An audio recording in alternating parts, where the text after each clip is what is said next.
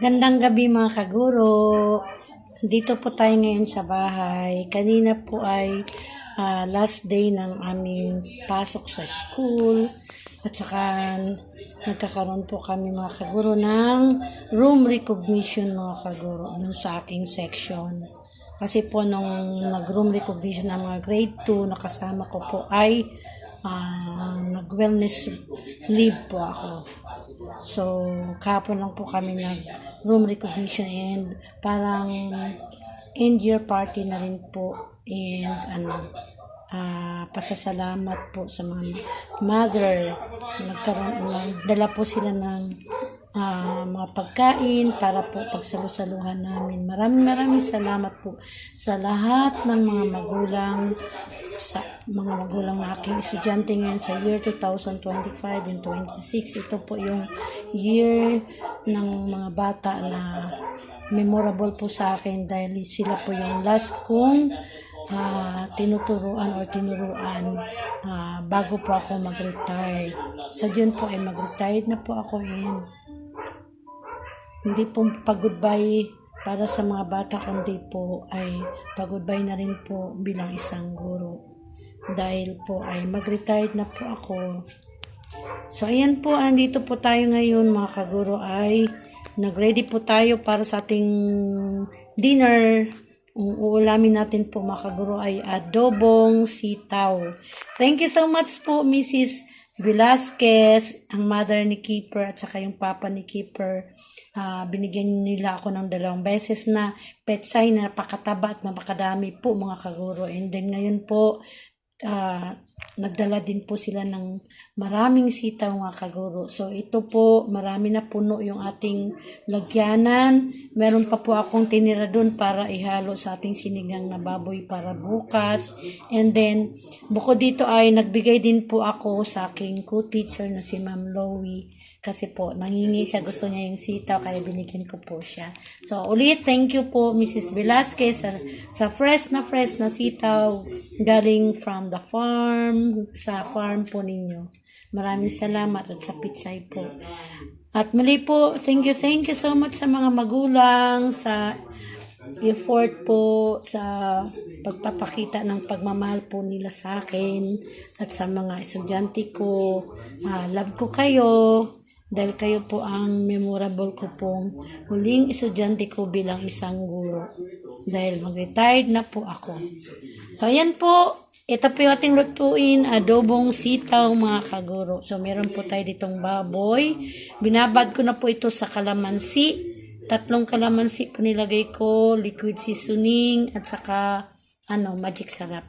Hindi ko na po nilagyan ng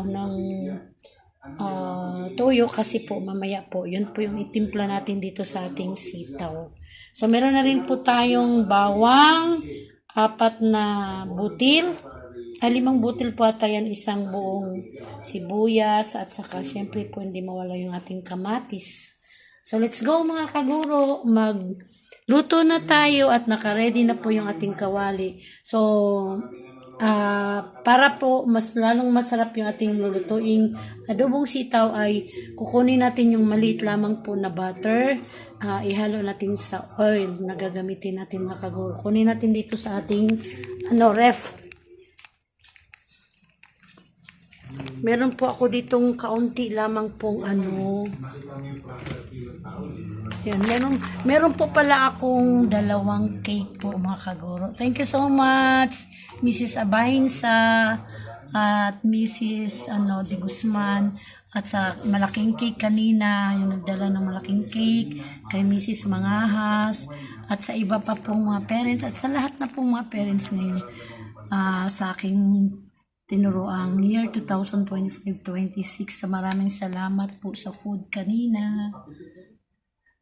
So March 31, 2026 po yung aming recog. Ngayon pong araw na to. So ito po yung yung sinabi ko pong maliit na lamang pong butter ay nalaglag. Yan po. Yan. Ito po yung ating ihalo sa ating gagamiting oil para po mas lalong masarap. Konti, maliit lamang po na butter. Kasi ito na lang po yung natira.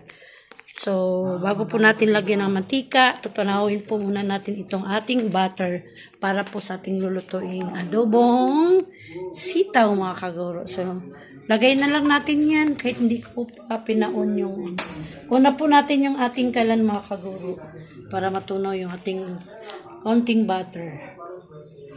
So, ayan po, yung aking asawa po ay nanood ng mga vlog.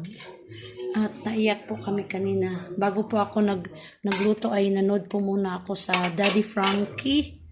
So nakakaiyak po yung taos puso niyang pagtulong sa mga may depression na mga tao po mga kaguro. So congratulations Daddy Frankie. Talagang bow ako sa iyo. Dahil marami ka pong natulungan na nagiging maayos na po. Pagaling na po, maraming pagaling na po sa inyong tulong at sa inyong sa mga taong may depression po. God bless po sa iyo at more power po. So, ayan po, ito na po yung ating yan, lalagyan po muna natin mga kaguro ng kaunting mantika. Ay, kunting-kunti na lang pala mantika natin mga kaguro. Kainyo. Tingnan natin dito kung may mantika pa ba. So, simutin natin mga kaguro. Hindi pa. Bukas na lang po ako bibili ng mantika. Yan. Sinimot ko na po at meron pa pong konti dito. Patayin po muna natin mga kaguro kasi masunog yung ating butter. So, ito po, meron pa po ata ditong konting mantika. Wala na kami mantika mga kaguro. Konti na lang. So, lagay natin dito sa ating niluto. Pinatay ko muna mga kaguro kasi masunog. Medyo nag-brown na po yung ating nag-brown na po yung ating butter.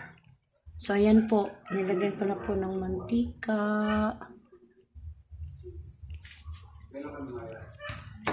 Ang ating lababo mga kaguro, madaming hugasan. Ayan.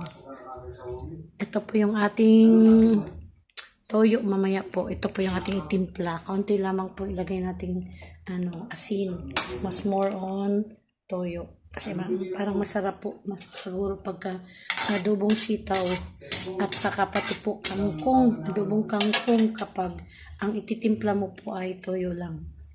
So, ayan po. Antayin lang po natin na uminit po ang ating butter at saka yung mantika. Saka po natin igisa ang ating bawang, sibuyas, kamatis, yung ating baboy, konting baboy, at syempre yung ating sitaw. Number 1 ang bida sa ating ulam ngayon. So, lagay na po natin yung ating bawang. Meron pa ditong kaunti.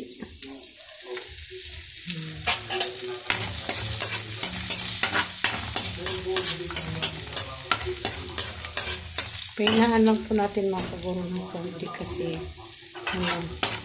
mabilis kasi yung yung butter.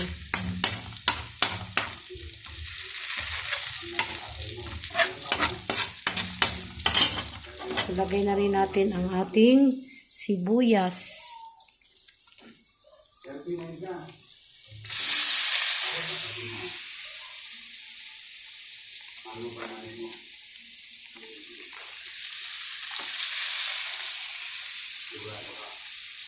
Mga kaguro, malinis po yung ating kamay kasi bago po ako naghugas sa mga gulay or naghiwa sa baboy ay naghugas po tayo ng kamay.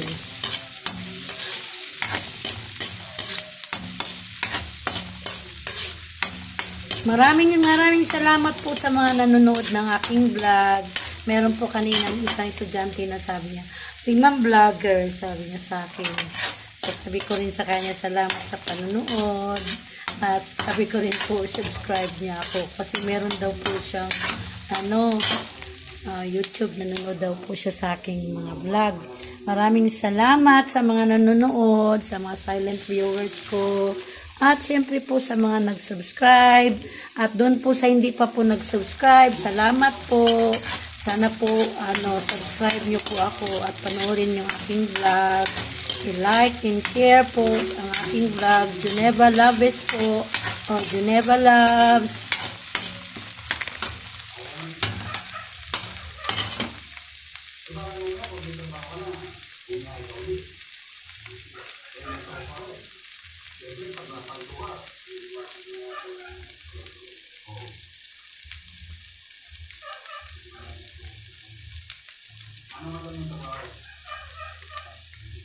So, lapit na po natin ilagay yung ating baboy.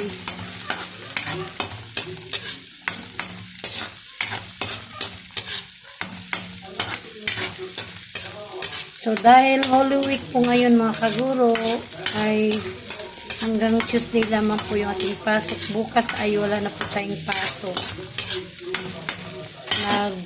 Nag-ano na po kami ng DTR kanina para kasi po for 1 month, sa buwan ng April po ay no disturbance po para sa mga teachers. So, ginawa na po namin pinasa yung dapat namin ipasa kanina. So, lagay na po natin mga kaguro yung ating pork.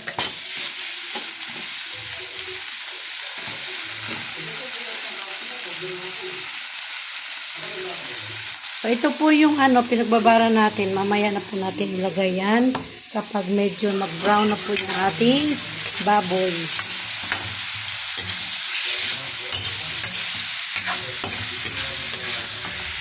Napakatagal ko na po mga kagurong hindi nagluto ng adobong sitaw.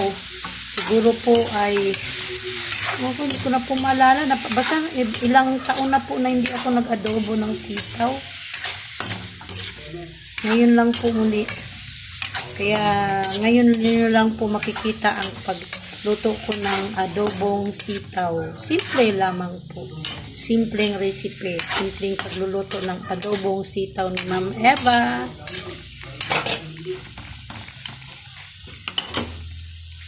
Yan. So, takpan po muna natin mga kaguro and then antay natin na magiging brown siya. Saka po natin ilagay yung ating pinagbabara ngayon.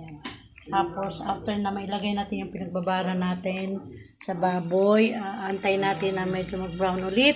Saka natin igisa yung ating sitaw. So, balik po ako mga kaguro! Yan, medyo patuyo na po siya mga kaguro. Pero, mamaya-maya na natin ilagay yung pinagbabaran. Haluin po muna natin. Yung medyo mag-brown na po siya mga kaguro, yung medyo wala na po siyang sabaw. Saka natin ilagay yung pinagbabaran. Takpan muli natin. Ayan. At balik ulit si Ma'am Eva. Tingnan natin mga kaguro. Ayan. So, yan yung po sinasabi ko na pa-browning muna natin. At yung medyo tuyo na. Lagay na po natin mga kaguro yung ating pinagbabaran. Ito kasi meron po itong liquid seasoning. Tsaka yung katas niya.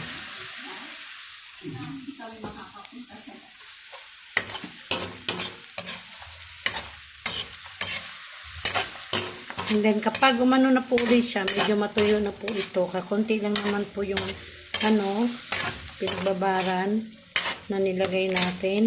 Pagkatapos po, yung medyo matuyo na po siya, saka natin igisa ang ating sitaw.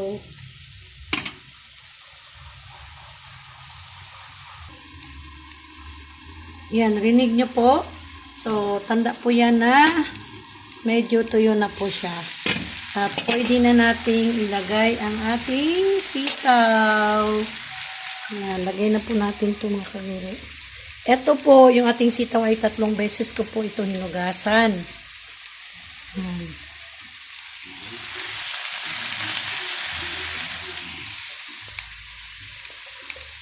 Naligaw yung ating kamay mga kaguro. Thank you talaga Mrs. Velasquez. Salamat sa sitaw. At may ulam po kami ngayon. May gulay. Thank you, Keeper Velasquez, yung aking estudyante. Salamat sa pagbigay ng gulay nyo, sa pag-share ng inyong gulay.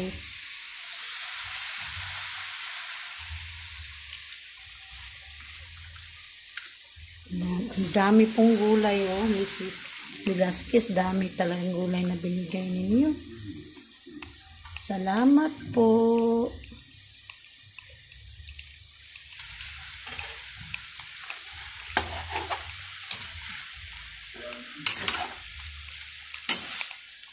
Yan, ulu-uluin po muna natin. Tapos, takpan saglit. And then, bago natin siya lagyan ng toyo, mga kaguro.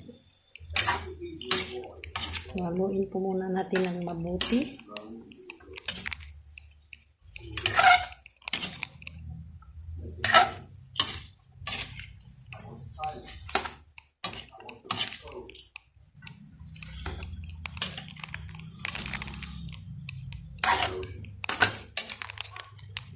Maglagay po tayo mamaya ng konti lamang po na suka. Kasi ito po yung ating baboy. Nilagyan na natin ng kalamansi para may timpla na siya ng medyo maasim. Kaya lalagyan natin siya mamaya ng suka pero konti lamang. So ayan po. Nahalo na natin ng mabuti. Takpan natin ulit. And then, maya po ay lalagyan na po natin siya ng toyo. Balik po ako ulit, mga kaguro. So, ayan na po. Inalo na po natin yung ating sitaw. Yan. Yung ating inalong pork po ay binili ko lamang po yung 3 pork chop.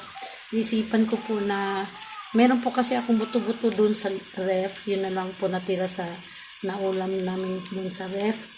So, yun po sana isahalo ko dito na buto-buto. So, nung tininan ko, parang malalaki ang hiwa, mga kaguro. Parang hindi naman naihalo sa sitaw, sa adobong sitaw. Kaya, bumili na lang ako ng panghalo para dito. Tapos, yung buto-buto po ay lutuin ko po bukas dahil may tinira po akong sitaw po, mga kaguro, na bigay ni Mrs. Velasquez. Thank you ulit po, Mrs. Velasquez and Keeper, pati na rin po sa papa ni Keeper. Salamat po sa sitaw. At may kulang po kami ngayon ng adobong sitaw dahil sa inyo. Salamat po ulit. So ngayon po ay lagyan na po natin ng toyo, mga kaguro. Saglit lamang po ha, kasi gupitin ko lang yung pack ng toyo na binili ko kasi medyo wala na po kaming toyo kaya bumili na ako ng 1 pack. Bubuksan ko po muna to, mga kaguro ha. Balik po ako. So lagyan na po natin ng toyo, mga kaguro.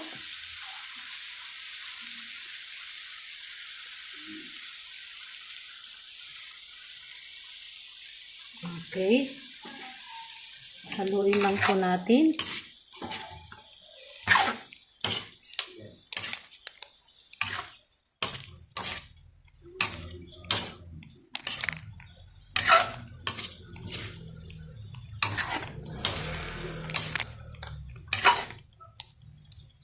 At maglagay lang po tayo ng kaunting asin, mga kaguro. Kuha lang po tayo dito ng asin. Kaunti lamang po kasi nilagyan na natin siya ng nilagyan na natin ng tawag dito, toyo.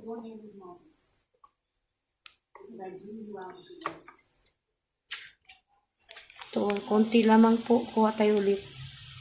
Kasi hindi ganong makuha dito dahil maliit lang po yung lagyanan natin ng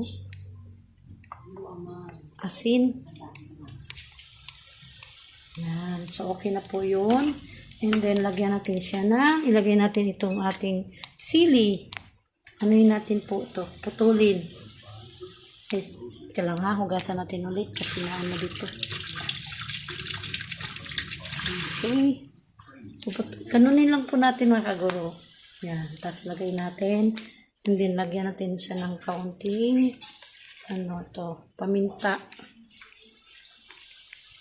Kunti lamang. Okay, tama na. And then, magic sarap ulit. Nilagyan ko po ito kanina ng magic sarap. Pero konti lamang po. Nung binabad ko po yung baboy. So, lagyan natin ng kaunting magic sarap ulit. Mahirap kunin. Medyo malalim na po yung ating lagyanan ng magic sarap. So, lagyan natin. Pakaunti lang nakuha natin mga kaguro. Dagdagan natin. Ayaw makuha mga kaguro.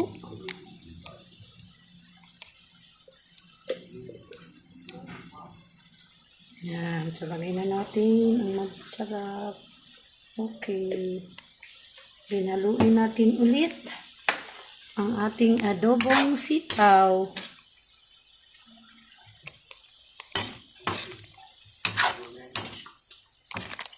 And then, pagkahalo po mga kaguro, lagyan na natin siya ng konting lang po. Tubig. Yan. Ganito lamang po kakonti yung tubig. Hoy, si ate. And then, lagyan natin siya ng lagyan natin siya ng kaunting suka. Mataas yung suka. So, ayan po, lagyan na natin siya ng suka. Haluin po muna pala natin mga kaguro kasi sabi nila, totoo po ba yun? Na kapag maghalo, maglagay tayo ng suka, huwag mo nang haluin yung ating ulam. Paanuhin po muna natin ng ilang minuto bago natin haluin kapag naglagay tayo ng suka. So, haluin po muna natin bago natin lagyan ng suka. Kasi hindi natin mahalo kapag lalagyan na ng suka mga kaguro. So, ayan. Lagyan na natin siya ng suka. Kunti lamang po kasi meron na siya kaninang kalamansi.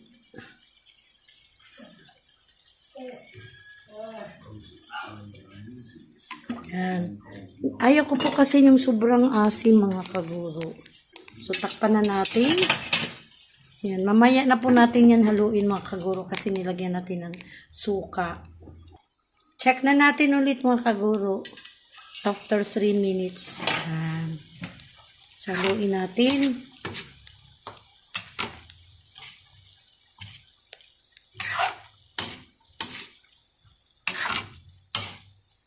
Alam niyo po mga kaguro, sino po bang kagaya sa akin?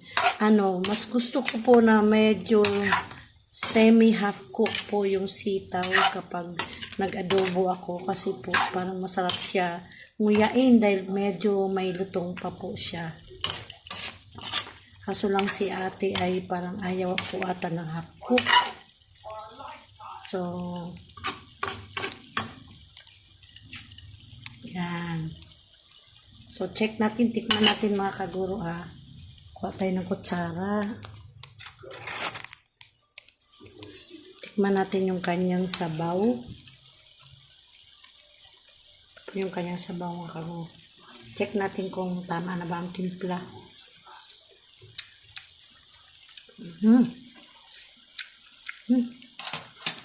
Sarap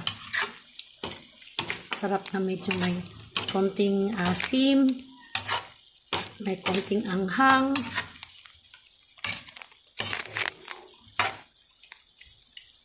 So, konting na lamang po at luto na ito siguro mga 2 minutes.